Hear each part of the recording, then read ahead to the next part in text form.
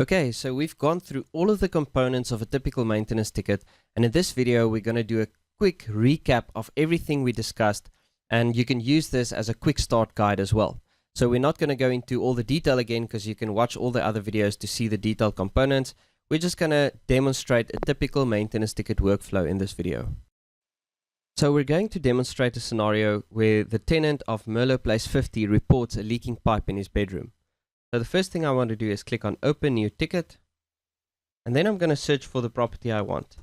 In this case, 50. So you just type in 50, hit Enter, and then it will filter it according to that. You can also search for Merlot, for instance, and then obviously it's going to find all the Merlot Place properties. So I select Merlot Place 50. The landlord is James de Jager. I click Continue. And on this screen, you can then select the tenant. So there might be multiple tenants for a property, so that's why you're going to select the appropriate one. The tenant is the reporter. The reporting method is a phone call, and in the comment section you're just going to write a brief description of the problem.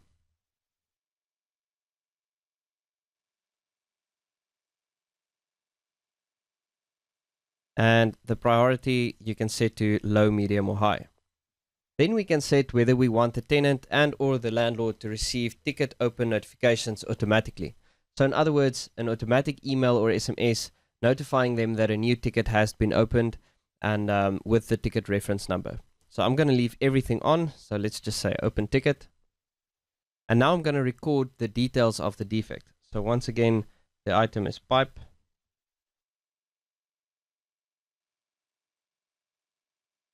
And I'm going to leave the status cause and action empty for now. So I say continue. And it's going to ask me if I want to load more defects. So if the tenant reports 3 or 4 items, you can click yes and you can load those as well. For now, I'm just going to say no. This will open the maintenance ticket dashboard. And as explained in the maintenance dashboard video, you've got your main section over here, which contains all of the details of the maintenance ticket. The contractor and ticket action section, where you can select the contractor, specify the details of your job card, etc. And then we've got the contact details section, which is basically just a shortcut to the landlord, tenant, and contractor details. Then at the bottom, we've got all our defects. So if more defects arises during the course of this maintenance ticket, we can come here, click Add New Defect, and then load that defect. Then on the right-hand side, we've got ticket actions. So all the ticket actions that you've taken will be there. You can log new actions by selecting them from this drop down or typing it in there and clicking save, and then it will be logged to your ticket actions log on the right hand side. Then all the incoming and outgoing emails will be here as well. Any email that is replied to that contains the ticket reference number in the subject will be automatically linked to this maintenance ticket. Now from here you can also easily forward or reply to an incoming email. This is an outgoing email, that's why the reply option is not there. Now also we've got our SMS section, and you'll note there are 2 emails and 2 SMSs that are already gone out, and that's because those 2 switches were on, those 4 switches were on when we opened the ticket. The body text of these default emails can also be set by going to your settings, maintenance settings, and then here you can change the body text of those templates. So you can see this is the body that's going to be used, and the system will change these tags or populate them with the actual data at the time of sending the email. Then we've got our document section, which will extract any documents received from emails, or you can upload your own documents here as well. So the first thing we want to do now is contact the landlord and ask him if we may send a contractor to attend to this problem. So let's in this case assume that we contact him by phone. So we come to the contact details, we can get his phone number, quickly give him a call, have a discussion, and let's say that he is happy for us to send a contractor. And while we are going to send a plumber, he says that we should please ask the contractor to also quote on the geyser that is working on and off in the other bathroom. So what I want to do now is log the action. So I'm going to say followed up with landlord, and some details about the discussion we had.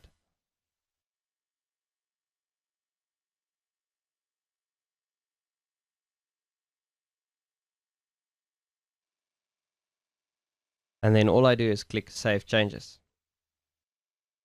That will log that action to our ticket actions log. Now, in order to update the tenant with this information, I can use the email updates or SMS updates features here.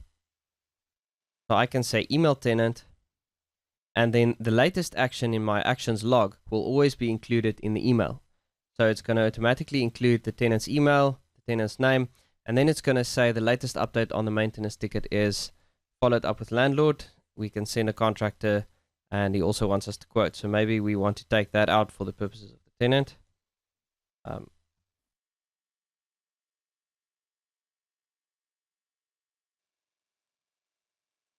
Right, and now we can click send and close, and our tenant has been updated.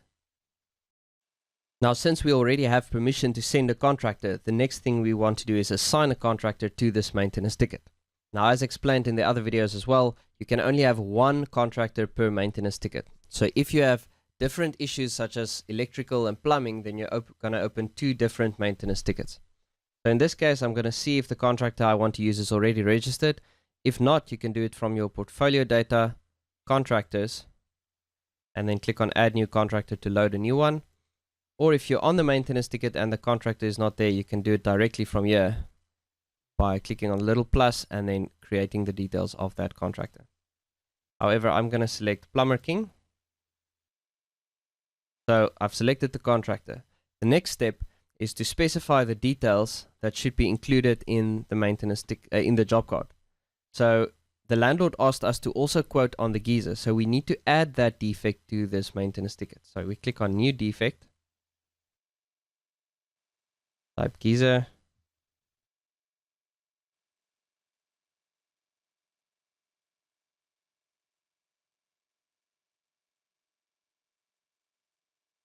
And in this case, while I'm on the defect, I'm going to specify the action on this one will be quote required to restore. And then I'm going to go to the other defect, the pipe that's leaking. And typically, a plumber is not going to quote to repair a pipe. He's just going to go out and attend to that on a call-out basis. So we're going to change this action to attend on call-out basis. So now our two defects are ready to be included in the job card. So the last two things we want to do is maybe type a quick instruction.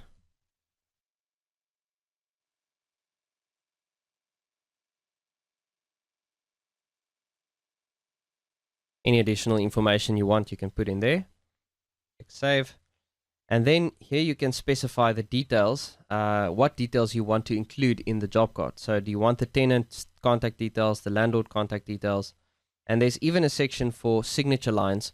So if you want the tenant to sign off on work that the contractor does, you can include the signature lines. The defaults for these switches can be set on a company settings level as well. So now that I'm ready to generate my job card, the next thing you do is click on compile job card. So, and then to have a look at that, you can just click on the job card. And there we can see we have all the property information, landlord tenant details, the instruction, is the section that we typed in here, and then all the defects that are listed, as well as the action that is required on each defect. So now the contractor can easily see, okay, in the bathroom, he's supposed to look at the geyser that's not working properly, and he must quote to restore that. And in the main bathroom, there's a pipe that's leaking that he can attend to on a call-out basis. So now we're ready to send this job card. If you want to make any amendments to this job card, you can change it, change the defect actions, and then just recompile the job card. Then this will change to -2. So all the job cards, the job card history will be stored in your document section here at the bottom.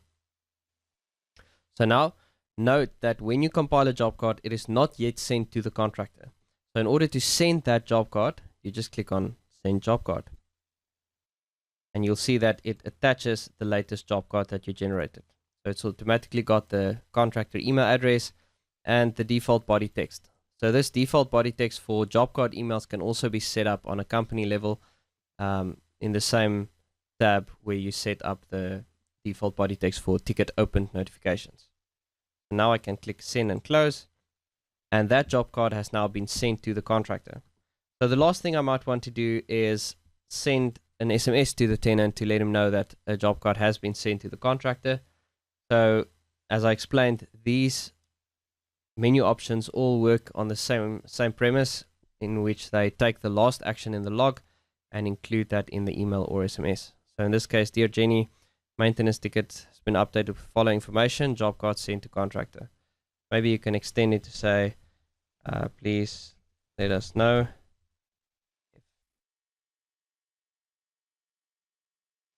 Click create, and that will go out to the tenant.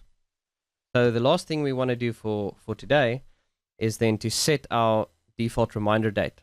Now, if we look at our settings, you can see under maintenance settings that the default follow-up time is 2 days. So in other words, every time you open a ticket, the ticket will by default have a next reminder date of 2 days later. So to simulate this scenario where I have to follow up today, I'm going to change this to the 4th. Click Save Changes. And then I'm going to close this ticket. So what will happen is every time you log into the system, refresh this, you'll see a list of follow-up reminders. So this list will always show any tickets where you have reached or surpassed the reminder date of that specific ticket. And it will show maintenance tickets that are unresolved and resolved that have reached the reminder date. So when a ticket is on here, you can click on this, open this ticket icon to go straight to that ticket, or you can postpone this reminder with 1 day to the following day, and then next day when you log in, it will once again be on your follow-up reminders dashboard. Okay, so let's have a look at our inbox. Assume this is a couple of hours or a couple of days later, and we can see that we have a response from the tenant, which says, thanks Darren, the contractor was here this afternoon. Hope the landlord will consider replacing the geyser. Now you can reply to an email directly from here.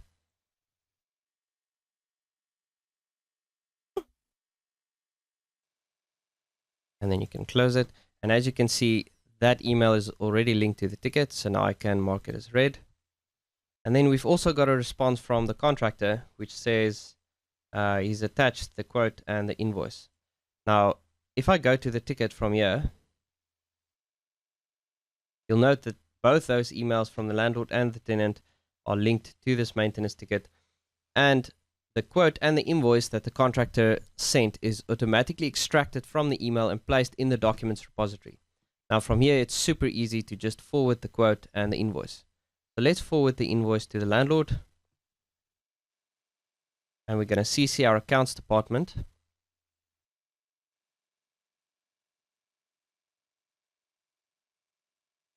And you'll see that the invoice is attached. And I also want to forward the quote. So now I'm going to say forward document. And now I want to use, maybe want to use a saved reply. Okay, I haven't set up a saved reply yet. So you can check out the video on saved replies to see how to use them. Then I'm going to click send and close. So both documents have been forwarded to the landlord. And now we are just awaiting feedback. But the pressing matter has been addressed. So now I can change the status of this to resolved. And then as soon as we have feedback from the landlord in terms of whether he wants to go ahead with a quote for the geyser, then we can either change it back to in progress if we are going ahead, or we can change it to completed if he decides not to go ahead. So now if I click Save Changes, it will complete the resolved on date for me. So once again, let's have a look at our inbox. And here we can see we have a response from the landlord. So he says that we're going to have to wait 3 or 4 months to replace the geyser, as there's some things he needs to sort out with the insurance first. So now I want to go to my ticket. And I'm going to log the action. So I'm just going to say, discuss quote with landlord.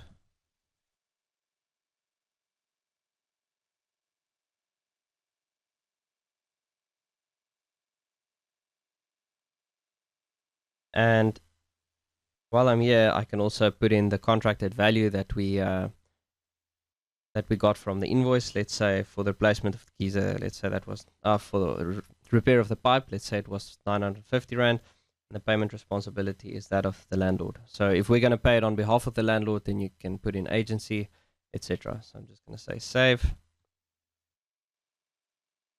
And maybe I just want to give a final update to the tenant. And as you can see, once again, it includes the latest action. So then at least the tenant knows that it's going to be 3 or 4 months before the geyser is replaced. So as you can see, it's very easy to do these quick updates to your landlords and tenants and contractors. So now the last thing I need to do is change the status to completed and click save. And then the completed, the close date will be filled in for me. And in the future, if the landlord comes back to me and says, okay, he's now ready to replace the geyser, then I just go to my completed tickets and I change the status back to in progress. And I can then complete the insurance details if it's going to be an insurance claim. And then you just take the process from there. So typically you will change the pipe here to no action. And then this bathroom geyser will become restore as per quote. And you will compile a new job card. And then you'll see the pipe has no action and the bathroom, the geyser is then restore as per quote. So then you can restart the whole process, send that to the contractor, and take it from there. So that is a typical maintenance workflow in a nutshell. To get more details on all the different components, please watch the whole section on the maintenance tickets in the curriculum. Thanks for watching.